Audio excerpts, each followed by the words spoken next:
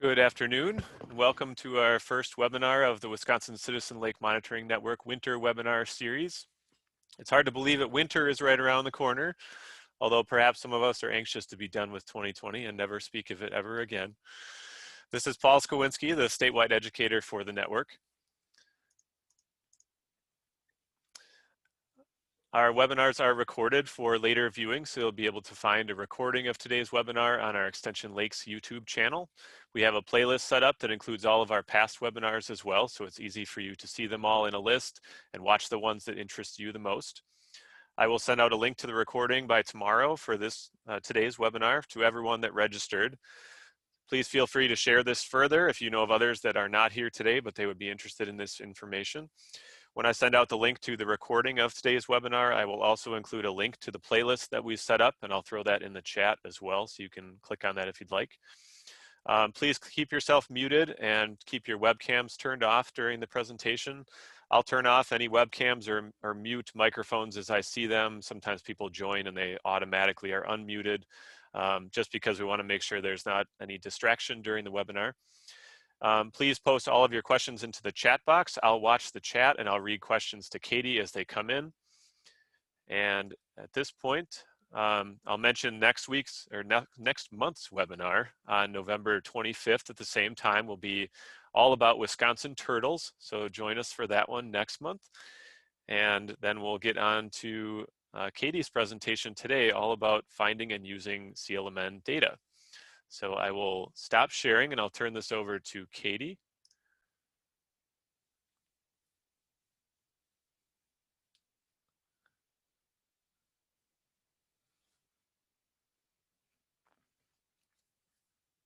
And Katie will plan on going until about 3:45 if that works for you. Yeah, do you hear me okay now? I hear you just fine. Okay, now I just have, hold on, I wanted to, somehow my view just changed. Well, maybe we'll just go with it. I was gonna turn off my, so hi everybody. I was gonna stop my video so that they don't interfere with the slides, but thanks so much for joining today. Yes, so we'll get started. So I'm the lake monitoring lead at Wisconsin DNR, and I'm going to talk all about finding and using citizen lake monitoring data. So just a few things to kind of start us off here.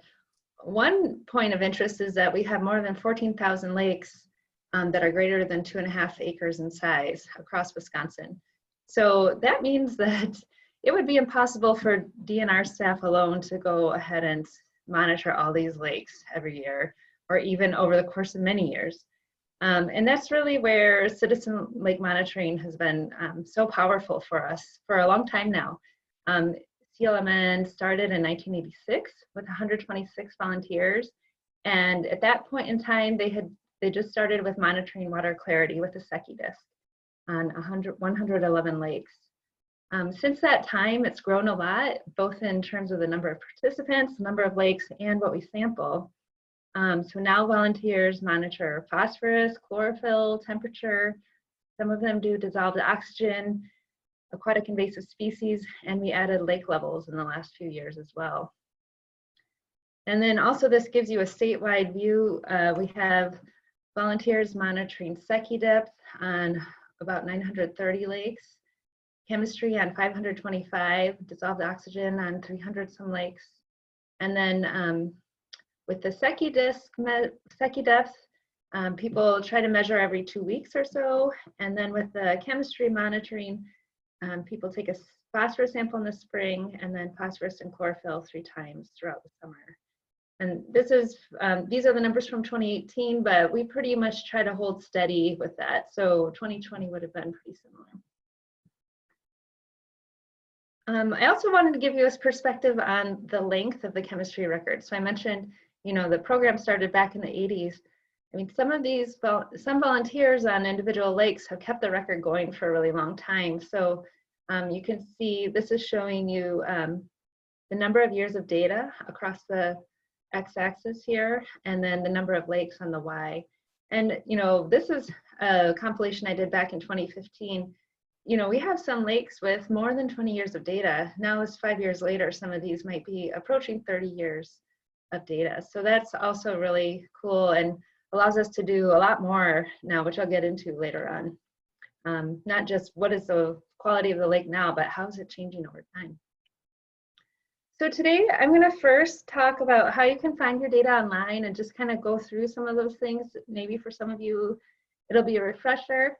And maybe for some of you, it'll help solve some problems you've been having. And then I want to spend most of the time today talking about the many ways that we use citizen lake monitoring data. So I'm going to exit out of my slides for a second here and bring up the website. So maybe some of you are familiar, but this is always my go-to. I go dnr.wi.gov/lakes. This gets you to our Find a Lake page. From here, you can find a lot of information. I'm going to pick Silver Lake just because I know there's a lot of data. There's also a lot of silver lakes in Wisconsin, but I in particular wanted, oh, now I've lost track of it. I wanted, I think the one in Barron County, yes. So then we'll get to this overview of Silver Lake. And actually what you want to do is go to this More tab. And at the very bottom of the More tab is Water Quality Reports and Data. That's usually how I get into it. I think with a lot of these things, there's many ways to find it. But then you get into this tab and you'll get a list of all the monitoring stations that have any kind of water quality data. And usually for citizen monitoring data, we'd be at the deep hole, at least if you're looking at things like water clarity and chemistry. So I go to details then on the deep hole site. And then here gives you an overview of all the different types of data you might look at. So I'll just go from top to bottom. This gives you the annual reports. And this is really helpful. We'll go to 2020 here. This is really helpful for reviewing your data, and I'd really recommend, it's a great time of year to do that now. The State Lab of Hygiene has had a chance to process all the samples from the summer, so your samples should be in here. And you can see the dates that you took a sample, the Secchi depth readings in feet and meters, whether or not it hit the bottom.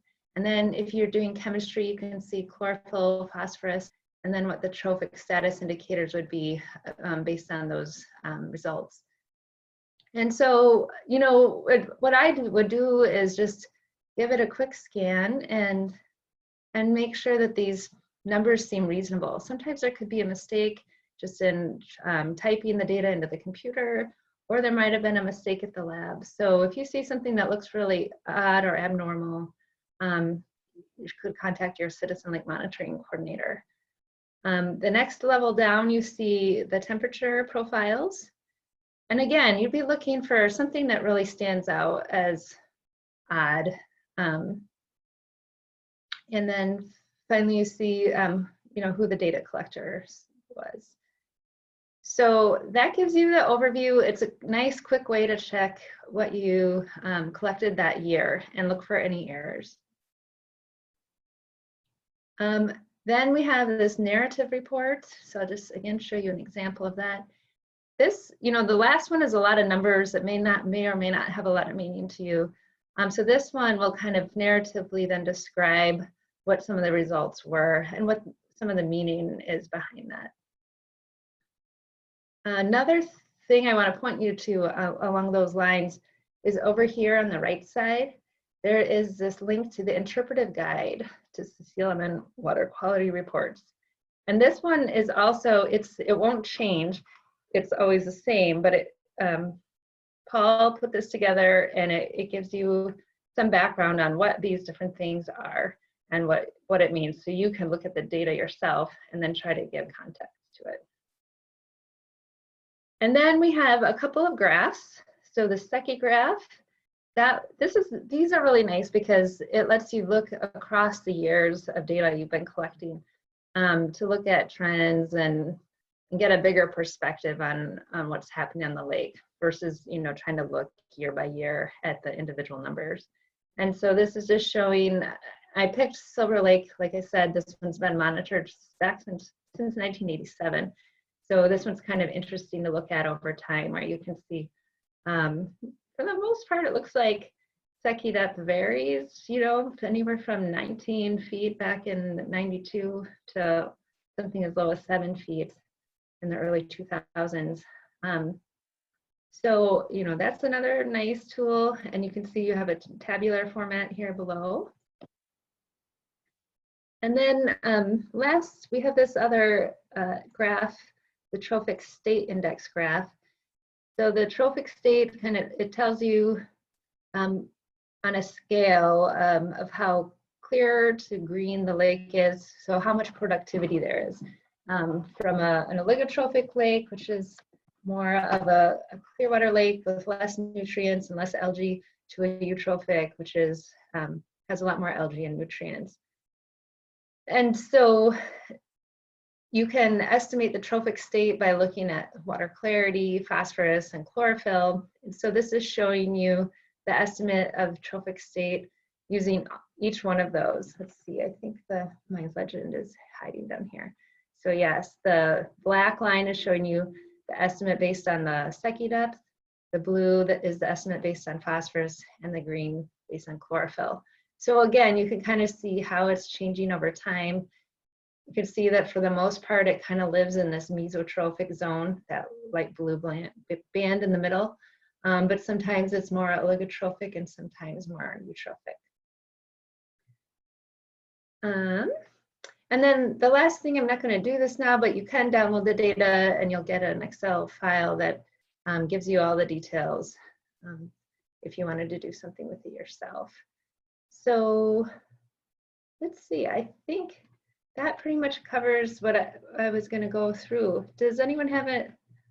I don't know, can we open it for questions? What do you think, Paul? Does anyone want to clarify anything while I've got this page up right now? Yeah, I have that window is fine, or if someone would like to unmute and ask a question, that would be fine.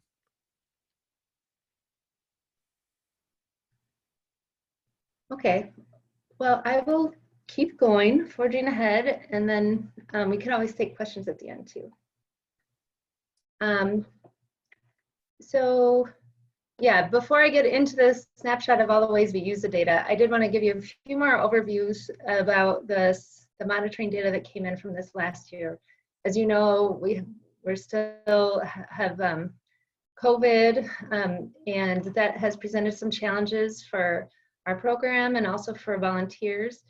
But overall, you know, I was pretty excited to see how much sampling people managed to get done, even with some of the challenges that we had this year. So as you all know, in the spring, we canceled the sampling because COVID at that time was really new, and we as staff couldn't access the offices and get the materials to everybody. But by the time summer came around, we were able to get supplies out to volunteers. And a lot of volunteers were at the lakes that they sampled this year. So it looks like overall we got about 61% of the planned samples were collected and received by the State Lab of Hygiene. This is in particular for the chemistry monitoring, so phosphorus and chlorophyll.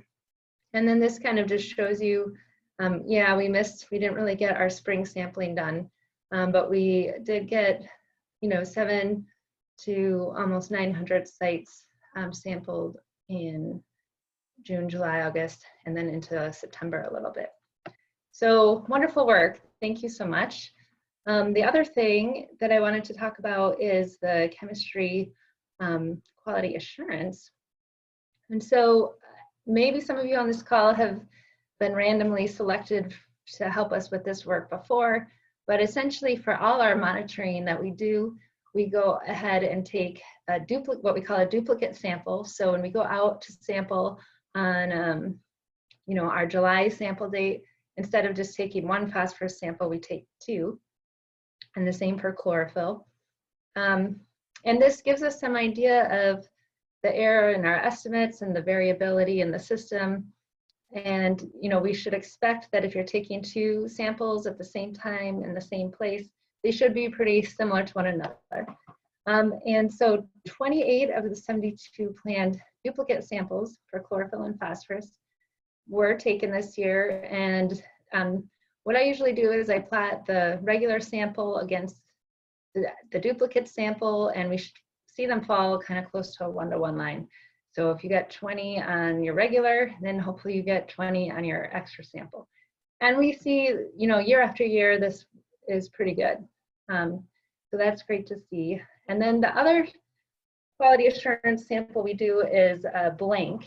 And so blank is kind of the term we use, but essentially this is just putting deionized water through our sampling equipment and then sending it to the lab.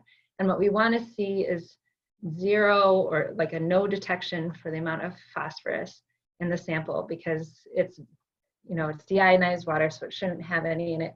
And this just shows, like, is their equipment maybe dirty, or is there some way we're contaminating the sample in the process? This year, we've still got a little more follow-up to do on this. 12 of the 25 samples were no detect, so that's really good. But we had 13 that had phosphorus concentrations that were detectable. The limit of detection is usually around 5, and the samples that these 13 range somewhere between 8 and 26. So we'd like to, we don't want to see that, and so we'll be following up with those samples to see if we need to replace equipment or if something else happened. Sometimes I think the samples may get mislabeled as well. So more on that. But I guess one point I just want to make with this is that this is really important for our program. We do this for the sampling that our DNR staff do, and we ask the volunteers to do it too, because we use volunteer data for everything we do, from, as I'm going to describe now, assessments to research. And so we want to be able to hold it to the same high standard that we do for everything else. So if you get randomly sampled to be one of the 10% to take this duplicate and blank, we really hope you'll participate and help with this.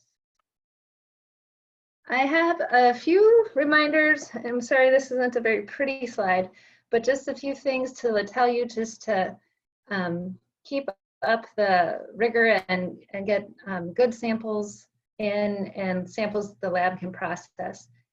So some of these things were feedback we get from the lab, what they actually see come in, and what's problematic for them. So one thing, just as a reminder, always make sure you use a new lab slip. You get new lab slips every year, and it's really important that you use the lab slip for that year and that month. And just to give you a little background on that, each lab slip has a unique fieldwork event number, and that is what all of your samples will be tied to. And so if you reuse, like say you use a copy machine to create another lab slip, then your samples from another year will be associated with that fieldwork event that maybe happened several years ago.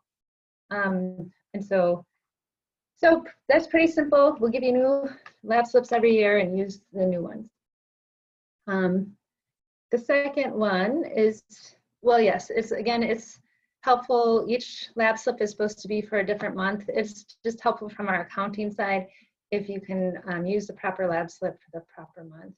And then also, like I mentioned, we had a few of these phosphorus concentrations that were kind of high in our blanks. Just being careful if you're doing the quality assurance to connect the proper lab slip with the proper bottle. Make sure that, you know, when you say it's a blank, it really is the one that has deionized water in it. Another thing that we often run into just across the board is that people forget to record the depth of their sample. Now we know for most of the volunteers, they're using an integrated sampler, so it should be 0 to 6 feet, but we can't assume that. And so it's really important that you write it down. And for that matter, making sure you fill in all the fields, like the dates and sample location and whatnot. Only use bottles provided by the state lab. Again, we'll send those to you. It was interesting, the lab said that sometimes they get shampoo bottles or other old jars or bottles that people might have in their house. That, again, that could be a source of contamination. Soaps and stuff like that could have phosphorus in them. And so we really want to make sure we're using a clean official bottle from the state lab. Another thing that is new is that now we're putting acid stickers on the lab slips. So when you add your acid, you have to take it off the bottle, and then you want to add it to your lab slip so they know which batch of acid was used with that sample.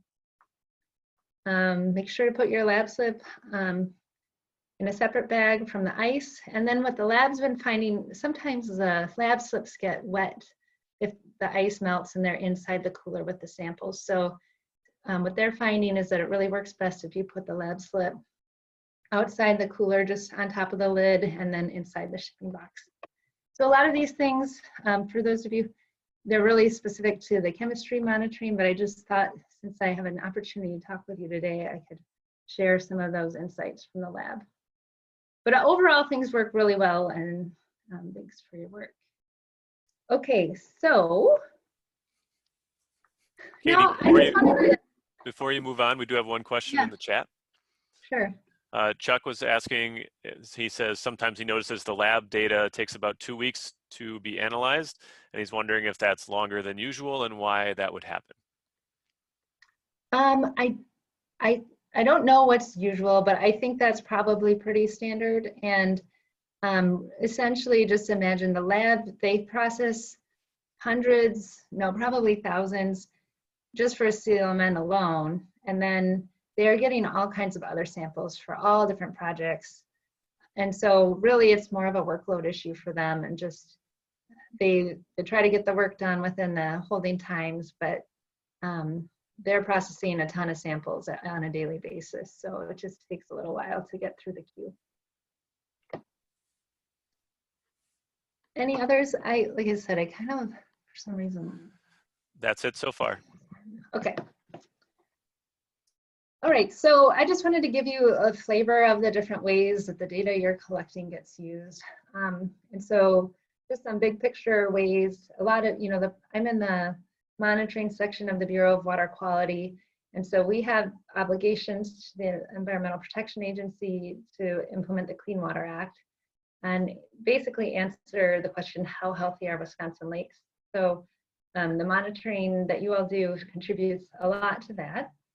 Another area is in the policy arena, as we need data to try to develop new water quality standards. And so we've been using a lot of the phosphorus and chlorophyll data in particular for that.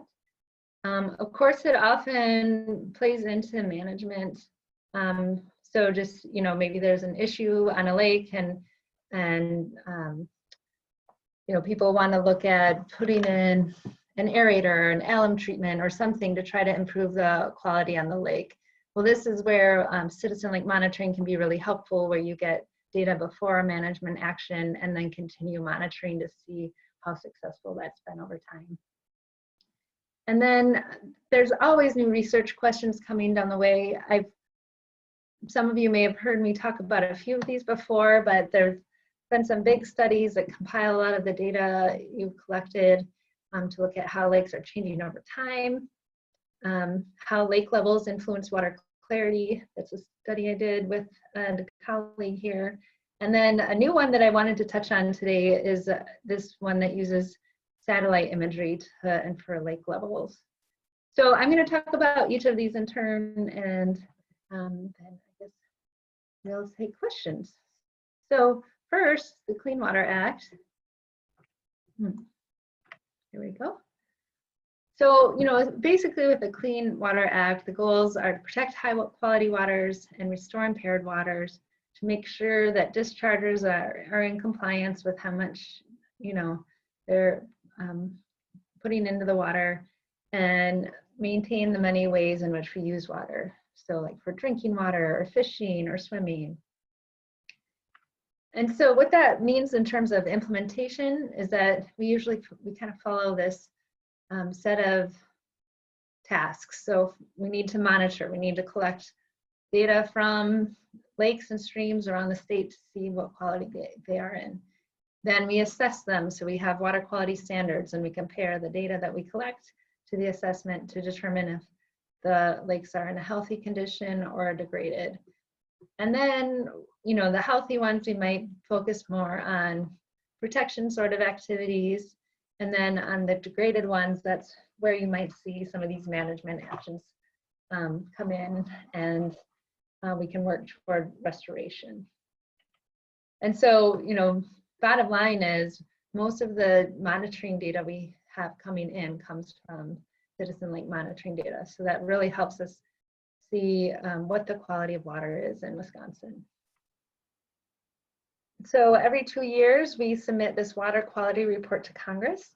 The pie charts I'm showing you here are a little dated, but we did just have a 2020 report go out. And so this one is from the 2014. Again, the numbers aren't usually that different between years. So, we assessed about 6,000 lakes. And you can see a lot of that was with satellite imagery. I think some of you probably know that when you're doing your water clarity estimate, measuring water clarity with a Secchi disk, we can then run routines to connect that up with satellite imagery we have, and then infer the water clarity on thousands of lakes throughout Wisconsin, even where people weren't able to sample. So that's the bulk of our data. But then we also have chlorophyll and Secchi. And then, this is just the point here. This little piece of the pie, that's the actual part that has on the ground lake data. When you look at that Secchi part, almost all of that is collected by citizen lake monitoring volunteers. And then when you look at the chlorophyll, the same is true. We have, data coming from elsewhere, but the majority is coming from volunteer monitoring. Okay, so, that's really important and a huge contribution. Then next, the citizen monitoring data contributes to our policy development. So what standards will provide good water quality? And just giving this one example, this is a work that's still underway. We're trying to develop chlorophyll criteria for lakes in Wisconsin. And this one just shows the relationship between phosphorus on the bottom here and the frequency of chlorophyll concentrations that are above 20 micrograms per liter. So those are, that's starting to get pretty green. And so again, you can start to see here that when you start getting higher phosphorus concentrations, at some point here, then you start getting a much higher frequency of these more concentrated chlorophyll samples. So this is one example of how we've used both the phosphorus and chlorophyll data to develop standards. For management, I'm just going to speak real generally. There's so much that we do on lakes from, in this bottom left corner, alum treatments to try to prevent phosphorus from coming out of the sediments in the lake and creating algae blooms, aeration, maybe for fish, things on more in the watershed of putting in, different farming sorts of practices to reduce runoff and reduce nutrient inputs to lakes. We have, invasive species come in like zebra mussels. And then, we know zebra mussels often filter the water and make it a lot clearer. So when we have CLMN data, we can watch how the lake changes before and after those invasions. And of course, aquatic plant management as well. So there's so many things that people are doing out there to try to enhance the water quality in their lakes. And the citizen monitoring data helps a lot with making those management actions a success and tracking how they're going. And then I'm going to end with 3 examples of research projects that have explicitly used this citizen lake monitoring data. And so the first one really has to do with our lake. Is lake water quality getting better, worse, or staying the same over time?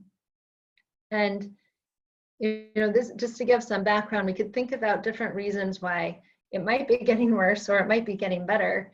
One thing is that we have a long history in Wisconsin of trying to reduce phosphorus in our surface waters. So going back to 1933, there was the soil conservation efforts like in Coon Valley, you know, introducing contour farming and trying to reduce the major erosion problems that we had in a large part of the state, particularly in the Southwest. 1972 is when the Clean Water Act came to be. And then there's been a lot of other actions since the 70s to try to reduce phosphorus inputs to lakes and streams and just the watershed in general. So in some ways you would think that we should be seeing a reduction in phosphorus in our lakes over time. But at the same time, we have new threats. And so one thing that we've been looking at, and a lot of researchers have been examining, is, you know, we're seeing more and more of these large precipitation events, and we expect to see more of them in the future. And with a big rain event, you get a lot of runoff, and oftentimes that washes a lot of phosphorus and soil into our lakes and streams and can lead to algae blooms. So we can see, and some researchers from UW-Madison in particular have been studying Lake Mendota and can show that, you know, even though there's been so many reductions in phosphorus inputs from the watershed, now with some of these big storms, you know, just one big storm event can kind of blow things out of the water and put a lot more phosphorus into the lake than had happened before. The other thing is just expansion of human population. So increased housing densities, particularly in northern Wisconsin, where we're seeing a lot more development around lake shorelines. And again, you could, through septic systems and again, just sort of the disturbance of lake shorelines, get more erosion and more inputs that way. So we have a couple of studies that have looked at trends over time. One of them was done by Noah Lodig, who's a researcher up at the Trout Lake Research Station with UW in Vilas County. And he and his colleagues gathered water clarity data from all across Wisconsin and basically looked at the trends over time. So you can see they gathered all of Wisconsin data, which is really well represented here. But then they also had other states from the upper Midwest and surrounding area here. And when they looked at the full population of all these lakes, for the most part, this is showing you if there was a trend and the number of lakes on the y-axis. So you can see this big bar here in the middle. It's just on the positive side of 0. So most lakes were showing no trend, but if you look across the whole population, there's a slight improvement in water clarity over time. So a little bit deeper water clarity by about a 1% improvement. If you look on an individual lake basis, about 7% of the lakes showed a significant increasing trend, so improving water clarity, and about 4% showed a decreasing trend. So for the most part, most lakes aren't changing, but there are some that are improving and some that are worsening. I did a similar type of analysis just on our Wisconsin data and looking at phosphorus this time instead of Secchi depth. And this just shows you all, this is a study that I did across 1,500 lakes in the state using data that's from 1968 through 2015. And then I just analyzed if phosphorus was increasing, decreasing, or just kind of variable and not showing a unidirectional trend. And you can see that most lakes in the black points here didn't show a unidirectional trend. There was a small percent of lakes that showed a decreasing trend, almost 10%. And then there were about just almost 10% that showed an increasing trend. The other thing that I thought was interesting here, if you look at the location of these blue squares, which are a decreasing trend, and the orange triangles are an increasing trend. We have some examples of increasing lakes all around the state and some that have a decreasing trend all across the state. And they can even be right next door to one another. So that kind of really lends itself to this idea that the things that are going on locally around the lake and in its own watershed are really important. Okay, well, just sticking with the trends here a little bit, I just thought it'd be nice for you to see a few examples. So here on the left, we have 2 examples of lakes in Wisconsin that had decreasing phosphorus over time. And you can see that this can be kind of variable with highs and lows, but the highs are getting lower and the lows are getting lower in both of these cases. For Vern Wolf Lake, it actually is lower. This red dashed line shows the phosphorus criteria for that lake. So it's actually improved to the point that it's meeting the criteria now.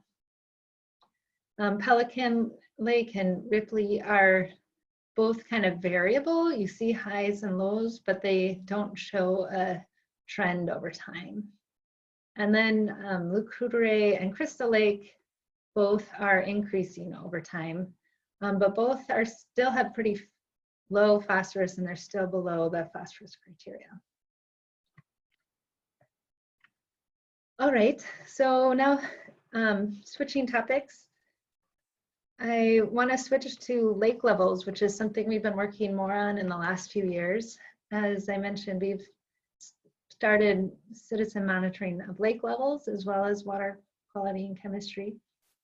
And Pete Lisi was a postdoc at UW-Madison, and his family actually lives on a lake in northwest Wisconsin, and he kind of got interested in all of this citizen monitoring water clarity data. And so he's looking at the data from the lake that his parents live on, but then he started looking at other lakes in the area as well. And he was interested to see how water clarity changes in conjunction with changes in lake levels. And some of these lakes, as you know, and as you may know right now too, we have a lot of lakes that are really flooded in the state right now. But just back in like the, let's see, early to mid 2000s, much of the state was in a drought with lake levels really low. So one thing we found, Carl Watrous was a scientist at DNR who just recently retired. He found that lake levels undergo this cycle. It's about a 13-year cycle of highs and lows. And he found these lakes in northeast Wisconsin were coherent with one another. So they were having the highs at the same time and the lows at the same time. It's interesting because it even was on the same cycle as the groundwater and even as Lakes Michigan, Huron, and Lake Superior. So the question is really, okay, so these lakes might be cycling up and down with their lake levels. How does that influence the water clarity? And the basic thought, you know, conventional wisdom is often that if you have a drought, that should result in clearer water.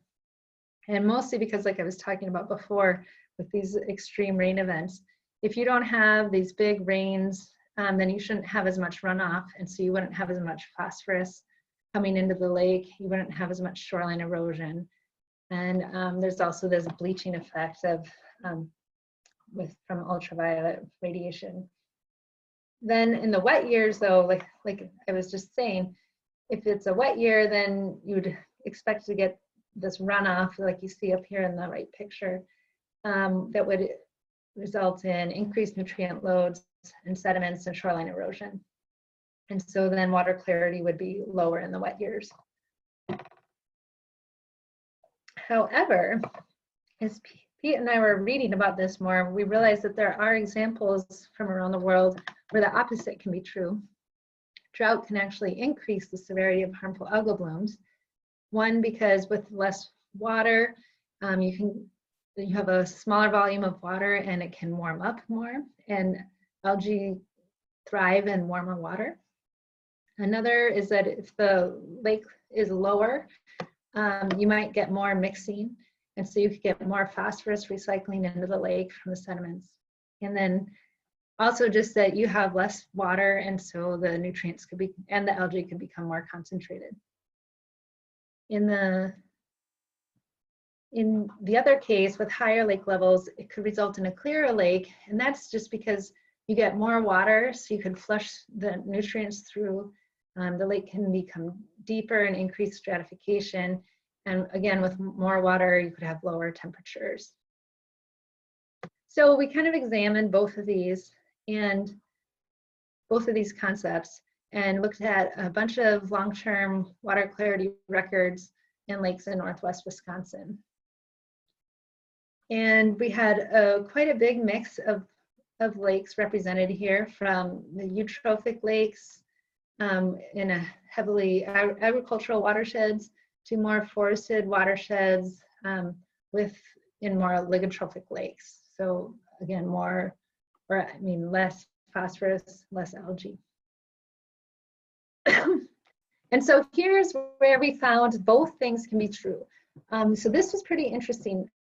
We had a set of eutrophic lakes, and we found that those became clear when water levels were higher. So here's where we think that the flushing effect and the dilution effect can be really important. And these lakes also tend to be quite shallow and have short residence time. So when you get more water, you can get more flushing through.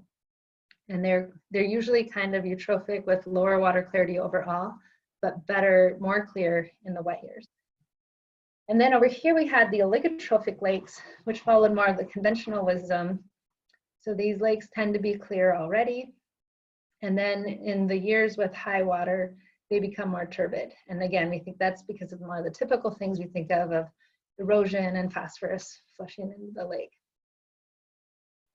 And so, yeah, this was, all of this was water clarity data monitored for a long period of time, going back into the 80s. But because we had this volunteer data going back so long, we could analyze these longer term patterns. And then last, this will be a real short story because it's new research that's ongoing right now, is this effort by Tamlin Pavelski, who's a professor at University of North Carolina, and his team to look at water quantity in lakes. So again, focusing in on this lake level issue, and combine that with satellite imagery to expand our knowledge. So essentially what they've been doing, they've been working with volunteers from all around the world, quite a few sites in the United States, Wisconsin being one of them, Bangladesh, India, and France. And what they do is they'll analyze the satellite imagery that they can get. And so here's a lake. So they'll outline the lake and estimate its surface area. And then if they have a volunteer at the same time monitoring the lake levels, they can measure the changes in area, and the volunteer the changes in the depth, and look at how much the volume of water is changing over time. And then I think that these tools will allow them to try to, again, like we do with water clarity, start to infer how water quantity is changing on other lakes where you may not have a volunteer monitoring lake levels. If you're interested, this is still a new kind of an ongoing, a new project, and I think a lot more great work will come out of it. They've got a nice website here, and they even have a really cool video talking more about the project. So if you're interested in that, check it out.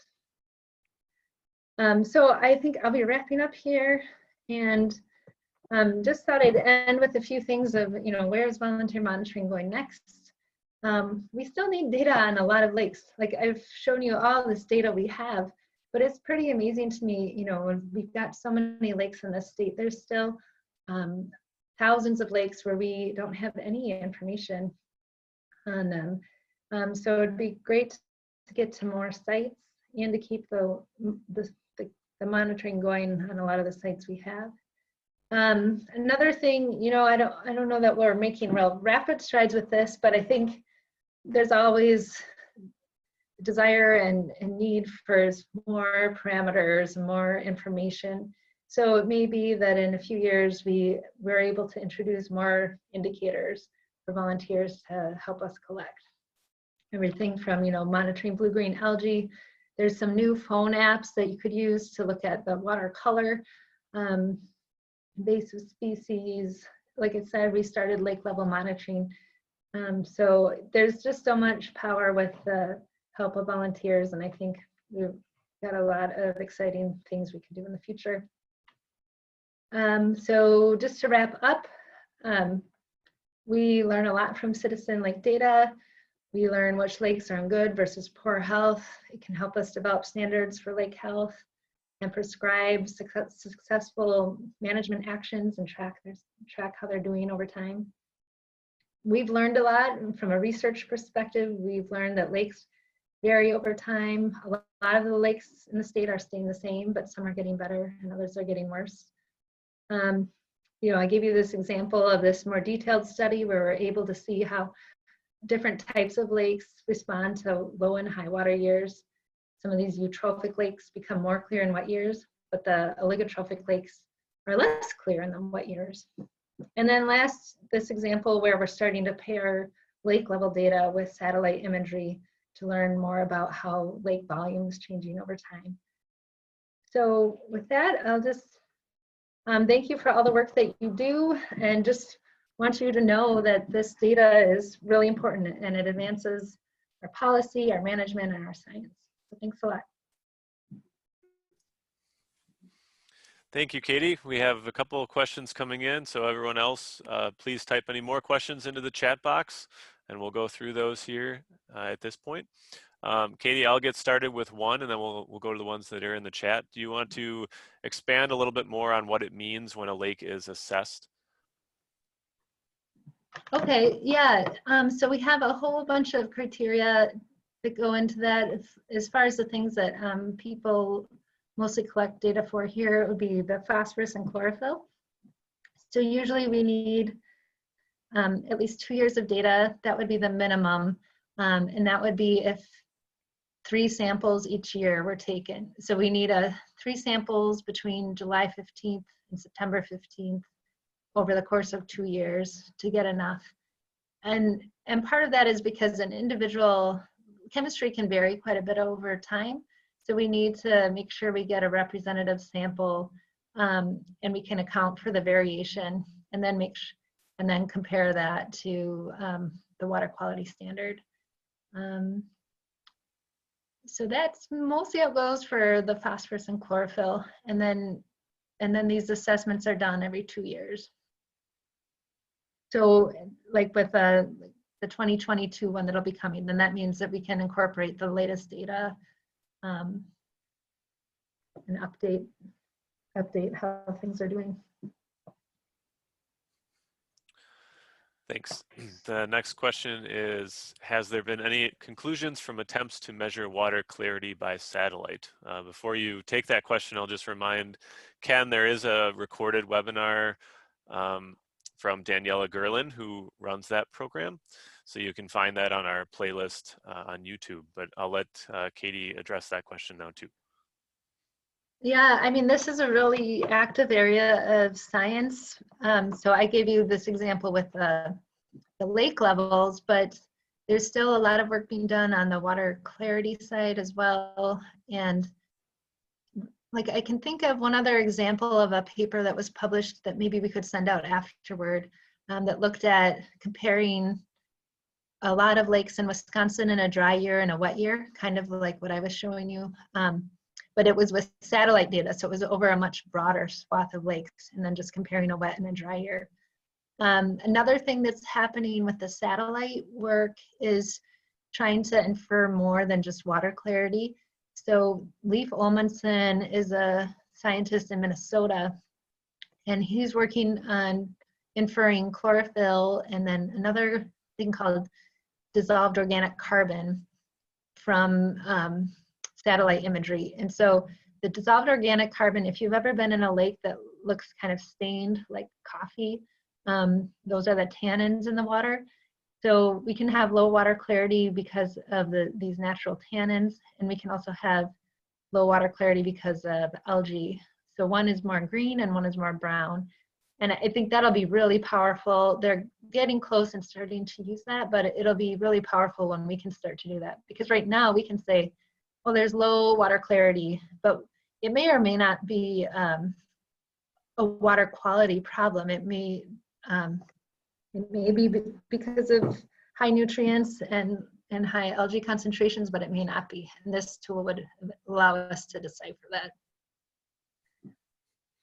And if I remember right, I think Daniela said that the estimates from the satellite tend to be somewhere around 1.5 feet is the typical error, I think, and it's getting better over time.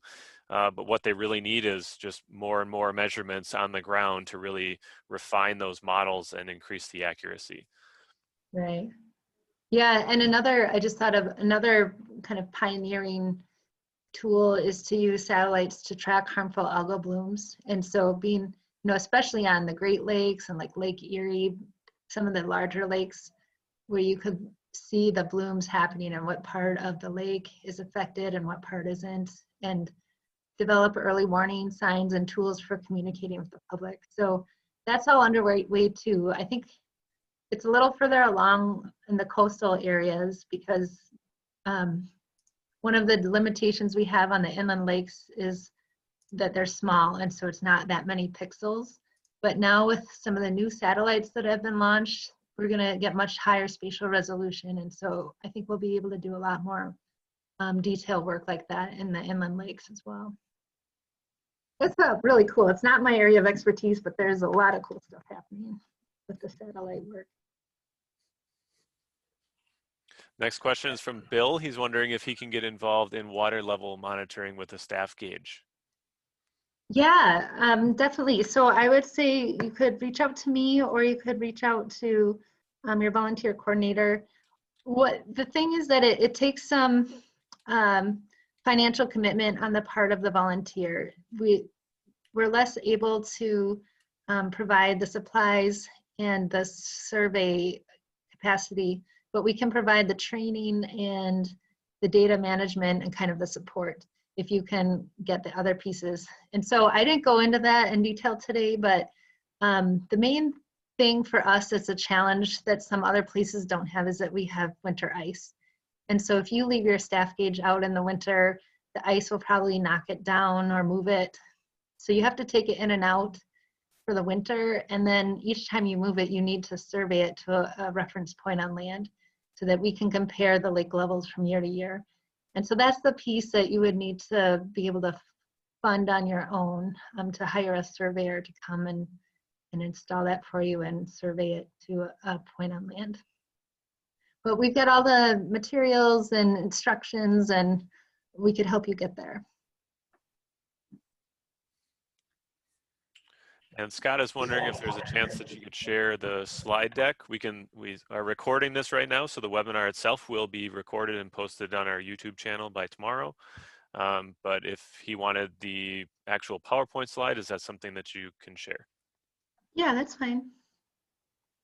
Go through that, go through you with that, Paul. Sure. All right, are there any other questions for Katie?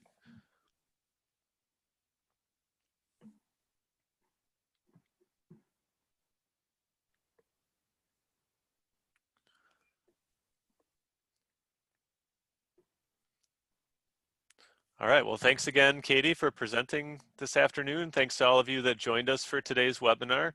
If anyone has suggestions for a future presentation, please let me know and I'll see what I can arrange for that. Next month's webinar is all about turtles, so join us for that on November 25th at 3 p.m. Central Time.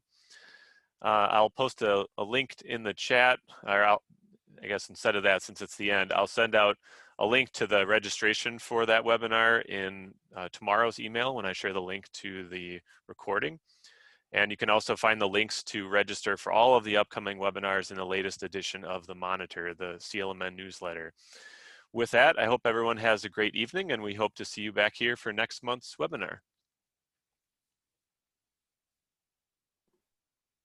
Thank you. And I just put my email in the chat. Perfect.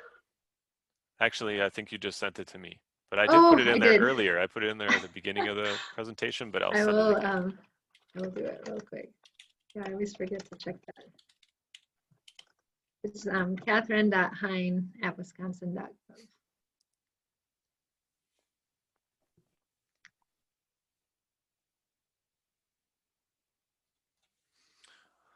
All right. Thanks a lot, Katie, for helping out with this one.